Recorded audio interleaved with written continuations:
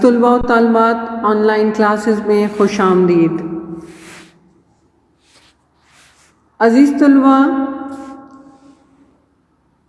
اپنے عنوان پر آنے سے پہلے آج کی خوبصورت بات بتانا چاہوں گی، اور وہ یہ ہے کہ غیبی اصول یہ بھی ہے کہ جو تقسیم کرو گے اسی کی تمہارے پاس فراوانی ہو جائے گی،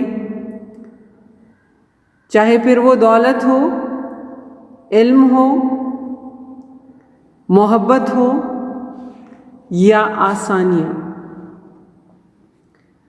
آئیے ہم اپنے عنوان کی طرف چلتے ہیں۔ ہمارا جو آج کا عنوان ہے وہ میر تقی میر کی غزل فقیرانہ آئے صدا کر چلے ہے۔ مگر غزل پڑھنے سے پہلے میں میر کا تعارف کروانا چاہوں گی۔ میر تقی میر 1721 میں بہارت کے شہر آگرہ میں پیدا ہوئے۔ میر تقی میر کی ساری زندگی انقلابات کی ترجمان رہی ہے، اگرچہ کہ بعض ناقدین نے میر کو قنوتیت کے حامل شاعر کہا ہے کہ ان کے ہاں قنوتیت کا عنصر یعنی غم کا عنصر ہمیں نمایاں ملتا ہے۔ میر کو خدائے سخن کے نام سے بھی یاد کیا جاتا ہے۔ میر کا اسلوب بیان انتہائی سادہ اور سلیس ہونے کے باوجود ندرت اور انفرادیت کے حامل ہے۔ میر کے کلام میں فصاحت و بلاغت پائی جاتی ہے۔ عمدہ تشبیہات اور استعارات کا استعمال انہوں نے بڑی خوبی سے کیا ہے۔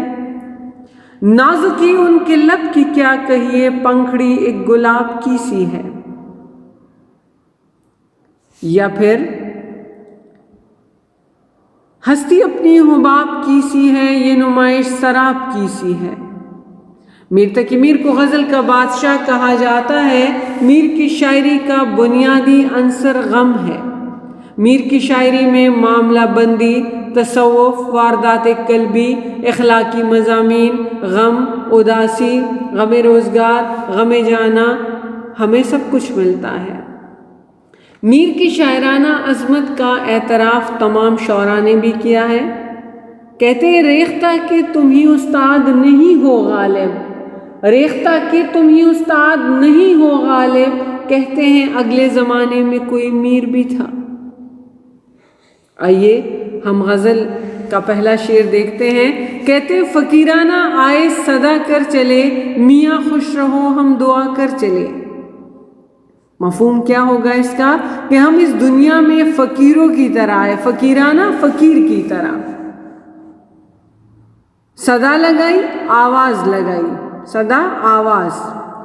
کہتے فقیروں کی طرح آئے، سب کو خوش رہنے کی دعا دی، اور اب ہم جا رہے ہیں۔ میر نے اس شعر میں ہمیں زندگی کا نچوڑ بتا دیا ہے کہ یہ دنیا فانی ہے۔ شاعر کہتے ہیں کہ میری مثال تو فقیر جیسی ہے جو گلی میں آ کر صدا لگاتا ہے، کوئی اس کی بات سنتا ہے، اس کی جھولی بھر دیتا ہے، فقیر اس کو دعا دیتا ہے، جو اسے کچھ نہ دے اس کو بھی وہ دعا دیتا ہے۔ شاعر کہتے ہیں کہ میں دنیا میں فقیروں کی طرح آیا، اپنی زندگی گزاری اور چل پڑا۔ کہتے ہیں اگر تم میری بات پر عمل کرو گے جو میں تمہیں بتا رہا ہوں تو اس میں تمہارا ہی فائدہ ہے۔ قرآن مجید میں ارشاد باری تعالیٰ ہے کہ دنیا فانی ہے، اس کی ہر ایک چیز نے فنا ہونا ہے۔ انسان کو اللہ تعالیٰ نے دنیا میں اس لیے بھیجا ہے کہ وہ اس کی عبادت کرے اور اپنی آخرت کو سنوارنے کی کوشش کرے۔ اس لیے انسان کو دنیا میں نہیں بھیجا گیا کہ وہ غافل ہو جائے، عیش و عشرت میں کھو جائے اور اپنے مقصد حیات کو بھول جائے۔ دنیا میں آنے والے ہر انسان دنیا میں آنے والا ہر انسان جو ہے وہ دنیا میں بہت سے اتار چڑھاؤ دیکھتا ہے۔ شاعر کہتے ہیں کہ دنیا فانی ہے، ہر چیز نے فنا ہونا ہے، انسان آتا ہی جانے کے لیے ہے۔ اللہ تعالیٰ نے انسانوں اور جنوں کو اپنی عبادت کے لیے پیدا کیا ہے۔ اللہ تعالیٰ فرماتے ہیں کہ انسان کی قسمت میں مٹنا لکھا ہے، اسے ایک نہ ایک دن فنا ہو کر رہنا ہے، یعنی ہر نفس کو موت کا ذائقہ چکھنا ہے، کیونکہ ایک نہ ایک دن سب کو موت آ کر رہے گی۔ شاعر کہتے ہیں کہ ہم بھی دنیا میں فقیروں کی طرح آئے، وقت گزارا اور دنیا سے چلے گئے۔ جگہ جی لگانے کی دنیا نہیں ہے، یہ عبرت کی جا ہے، تماشا نہیں ہے۔ شاعر انسانی زندگی کی حقیقت کے بارے میں ہمیں بتا رہے ہیں کہ انسان دنیا میں آتا ہے، مخصوص وقت گزارتا ہے اور دنیا سے چلا جاتا ہے۔ شاعر کہتے ہیں کہ آخرت میں نیک اعمال کے سوا اور کچھ بھی کام نہیں آئے گا، اس لیے اپنے دامن کو نیکیوں سے بھرو، کیونکہ آخرت میں نیک اعمال ہی تمہاری نجات کا ذریعہ بنیں گے اور انہی کے ذریعے تمہاری بخشش ہوگی اور تم کامیاب ہوگے، جنت میں داخل ہو جاؤ گے، اس لیے نیکیاں کرو۔ شاعر کہتے ہیں کہ میں تمہیں زندگی کا نچوڑ بتا رہا ہوں، اگر تم میری بات مان لیتے ہو تو اس میں تمہاری ہی کامیابی ہے، اور اگر نہیں مانتے تو تب بھی تمہاری مرضی، میرا کام تھا تم لوگوں کو بتانا، آگے تمہاری مرضی ہے کہ تم بات مانو یا نہ مانو۔ شاعر کہتے ہیں کہ جلدی کرو کہیں ایسا نہ ہو دیر ہو جائے، پھر تمہیں مایوسی ہوگی، اور بات کی مایوسی سے بہتر ہے کہ ابھی موقع ہے، اپنے آپ کو، اپنے اعمال کو سنوارو اور نیکیوں کی طرف راغب ہو جاؤ، برائیوں سے بچو، ورنہ آخرت میں مایوسی کے سوا تمہیں کچھ بھی نہیں ملے گا۔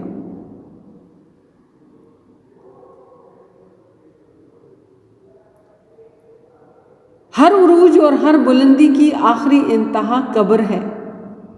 The path of the glory leads but to the grave۔ کبھی جس کے نام کے ڈنکے دنیا میں بجتے تھے، آج ان کی قبروں کے نام و نشان کا پتہ بھی نہیں ہے۔ اس لیے میں کہتا ہوں کہ لوٹ آؤ اپنے اللہ کی طرف، اس کی طرف دوڑو گے تو اپنی منزل پر پہنچ جاؤ گے، ورنہ ساری زندگی سفر کر کے منزل پر پہنچو گے تو پتہ چلے گا کہ غلط جگہ آ گئے ہو۔ دنیا کسی کی نہیں ہے اور نہ ہی کسی کی ہوگی۔ انسان کو اپنے مقصد حیات کو جاننا چاہیے، اس لیے میں نے فقیروں کی طرح صدا لگائی ہے۔ دنیا انسان کے لیے امتحان گاہ ہے، مستقل مقام نہیں ہے، انسان کا مستقل جگہ نہیں ہے، اس دنیا نے فنا ہونا ہے، یہاں انسان تھوڑی دیر کے لیے آتا ہے پھر اپنی منزل کی طرف لوٹ جاتا ہے۔ اس لیے شاعر کہتے ہیں کہ میرے اس تجربے سے فائدہ اٹھاؤ، آخرت میں صرف انسان کو اس کے اعمال جو ہیں اس کے اچھے اعمال کی وجہ سے اس کی بخشش ہوگی۔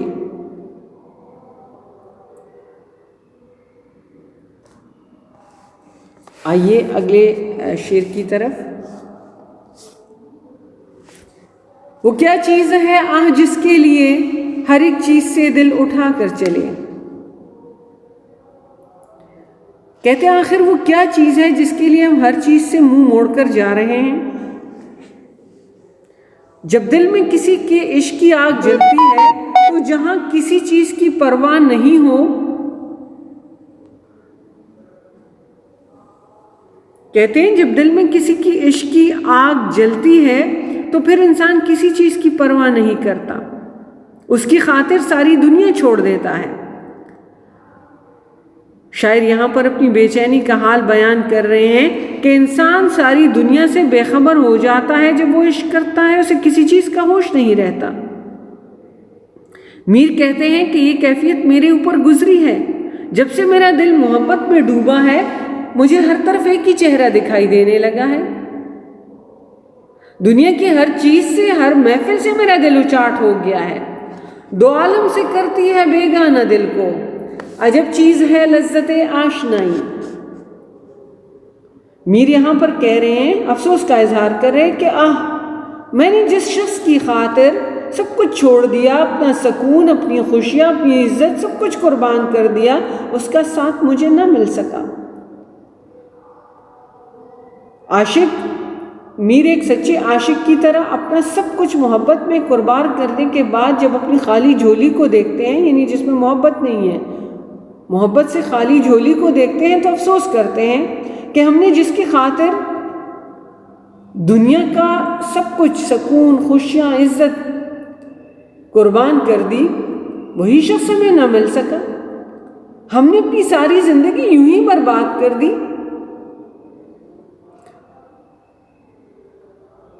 جس کو پانے کی خاطر ہم نے ساری دنیا سے منہ موڑ لیا، ہمیں معلوم نہیں تھا کہ وہ شخص اتنا ایسا ہوگا کہ وہ ہمیں ملے گا نہیں، وہ ہماری طرف مائل بکرم نہیں ہوگا۔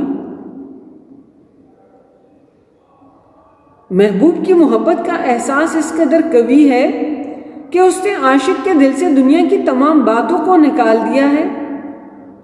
عاشق اس کے حسن کی جلووں کی تاب نہیں لا سکتا، لیکن حسین ہونے کے ساتھ ساتھ محبوب بے وفا بھی ہے، اور اس کی بے وفائی نے عاشق کے دل کو توڑ دیا ہے۔ ایک عاشق کے لیے اپنے محبوب کا خیال تمام دنیا سے بڑھ کر ہوتا ہے۔ بقول میر، نازکی ان کے لب کی کیا کہیے، پنکھڑی ایک گلاب کی سی ہے۔ نازکی ان کے لب کی کیا کہیے، پنکھڑی ایک گلاب کی سی ہے۔ تو شاعر کہتے ہیں کہ میں نے محبوب کی محبت میں سب کچھ، ساری دنیا کو چھوڑ دیا، لیکن پھر بھی میرا محبوب میرے ساتھ وفا نہیں کر رہا۔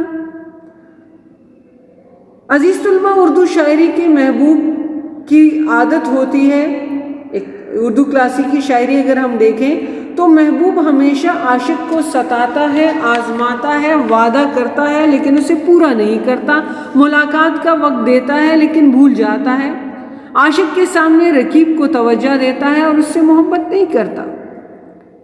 کہتے ہیں وہ ہمارے کسی طرح نہ ہوئے ورنہ دنیا میں کیا نہیں ہوتا۔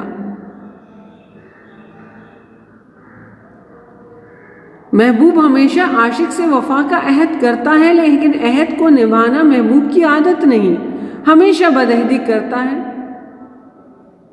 اس شعر میں دوسرا مضمون فنا کا ہے کہ ہر شخص کو خوب معلوم ہے کہ جو انسان دنیا میں آتا ہے اس نے جانا ہے۔ اس کا مطلب یہ ہے کہ دنیا عارضی قیامگاہ ہے، فانی ہے، عارضی طور پر ہم یہاں رہ رہے ہیں۔ جو شخص اس دنیا میں اس حقیقت کو جان لیتا ہے تو پھر دنیا کی دلچسپیوں اور رنگینیوں میں اس کا دل نہیں لگتا۔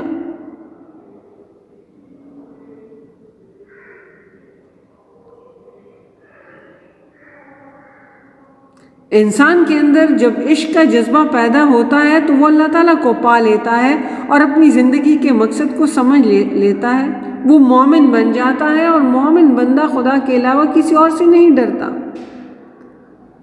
اور وہ اللہ کی راہ میں جان قربان کرنے سے بھی گریز نہیں کرتا۔ اسی لیے کہتے ہیں کہ شہادت ہے مطلوب و مقصود مومن، شہادت ہے مطلوب و مقصود مومن، نہ مال غنیمت نہ کشور کشائی۔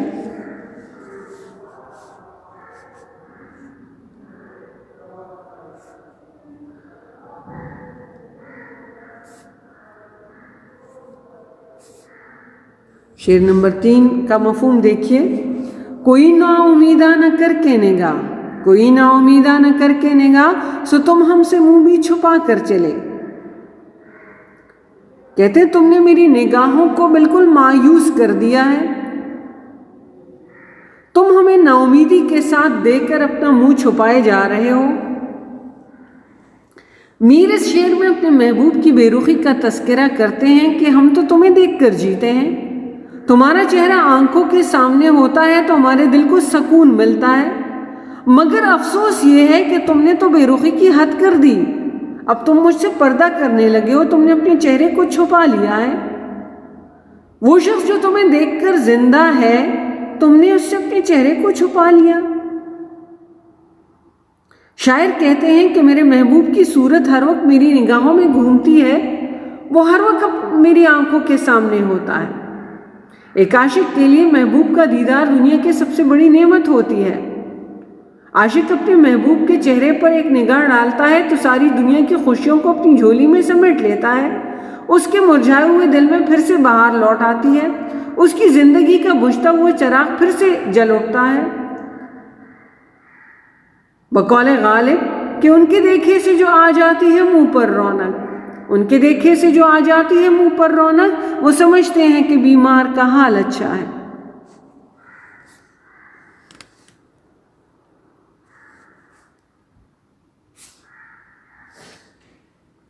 لیکن ہمیشہ محبوب کی فطرت میں سنگدلی شامل ہے، وہ عاشق کو خوشی نہیں دیتا، وہ ہر وقت بے رخی برتتا رہتا ہے۔ میر کہتے ہیں کہ میری آنکھیں ہر وقت تمہارے چہرے کو تلاش کرتی رہتی ہیں، جب تم میرے سامنے آ جاتے ہو تو میرا دل خوشی سے پھولے نہیں سماتا، مگر افسوس میری آنکھوں میں شدید مایوسی سما گئی ہے۔ اس کی وجہ یہ ہے کہ تم نے اپنے چہرے کو پردے میں چھپانا شروع کر دیا ہے۔ میرا دل مرجھانے لگا ہے، میری آنکھیں تمہیں ڈھونڈتی ہیں، مگر افسوس اب تمہارا چہرہ مجھے نظر نہیں آتا، ہر طرف مایوسی ہی مایوسی نظر آتی ہے۔ کہتے ہیں تم نے رسمن بھلا دیا ورنہ، تم نے رسمن بھلا دیا ورنہ اس تکلف کی کیا ضرورت تھی۔ یا پھر ہے کہ ترک تعلق پہ رویا نہ تو نہ میں، ترک تعلق پہ رویا نہ تو نہ میں، لیکن یہ کیا چین سے سویا نہ تو نہ میں۔ شاعر کہتے ہیں کہ محبوب نے ہم سے ترک تعلق تو کر لیا ہے، مگر نہ اب اس کو چین ہے اور نہ ہمیں چین ہے، اب ہم دونوں بے قرار ہیں، دونوں بے چین ہیں، بے سکون ہیں۔ شاعر کہتے ہیں کہ محبوب کی بے رخی پر تو ہم نے اپنی زندگی لٹا دی۔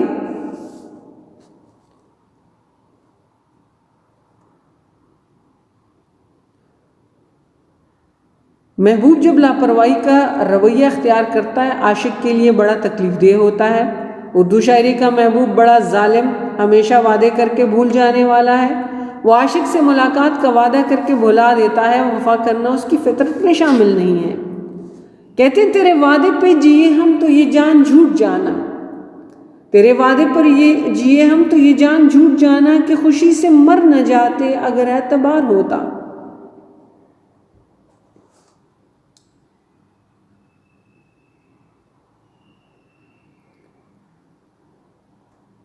اگلے شعر کی طرف آئیے۔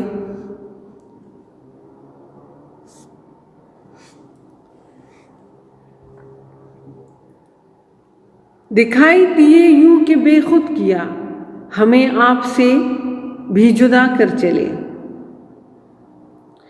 میر کہتے ہیں کہ جب میرا محبوب میرے سامنے آتا ہے تو میں اپنے ہوش و حواس کھو بیٹھتا ہوں۔ میر نے اس شعر میں محبوب کے دیدار سے پیدا ہونے والی کیفیت کو بیان کیا ہے کہ جب وہ میری نظروں کے سامنے آیا تو میں اپنے ہوش و حواس کھو بیٹھا، میں اس کے دیدار میں اتنا محو ہو گیا کہ مجھے اپنی ذات کا بھی ہوش نہیں رہا، ہوش جاتا نہیں رہا، لیکن جب وہ آتا ہے تب نہیں آتا۔ عاشق کے دل میں سب سے بڑی خواہش ہوتی ہے کہ وہ اپنے محبوب کو جی بھر کر دیکھ سکے۔ شاعر کہتے ہیں کہ ہم نے تو اپنے محبوب کو خدا کا درجہ دے دیا ہے،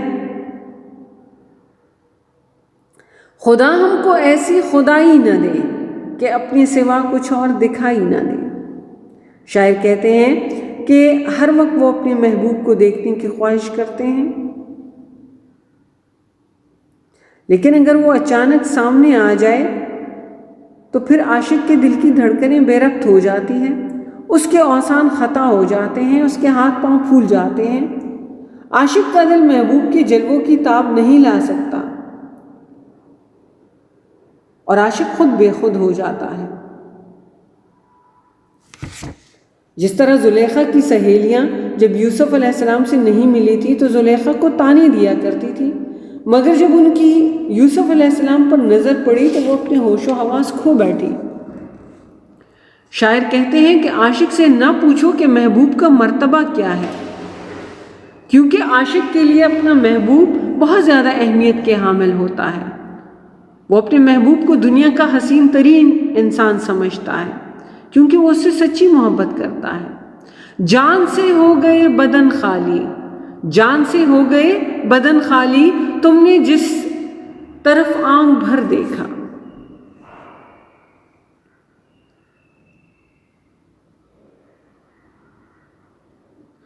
محبوب کے حسن، اس کی ادائیں عاشق کو بے خود کر دیتی ہیں۔ انسان جب عشق اختیار کرتا ہے تو اس کا اپنے دل پر کنٹرول نہیں رہتا۔ اچھا خاصا عقل مند اور سمجھدار انسان اپنے حواس کھو بیٹھتا ہے، بجائے دماغ کے دل سے فیصلے کرتا ہے۔ محبوب کی محبت میں اپنی انا، اپنا وقار اور اپنی خودداری سب کچھ کھو دیتا ہے۔ محبوب جب سامنے آتا ہے تو اپنے آپ کو بھول جاتا ہے۔ شاعر کہتے ہیں کہ جب میرا محبوب میرے سامنے آتا ہے تو میرا دل چاہتا ہے کہ میں اپنے دل کے سارے راز اس پر عیاں کر دوں۔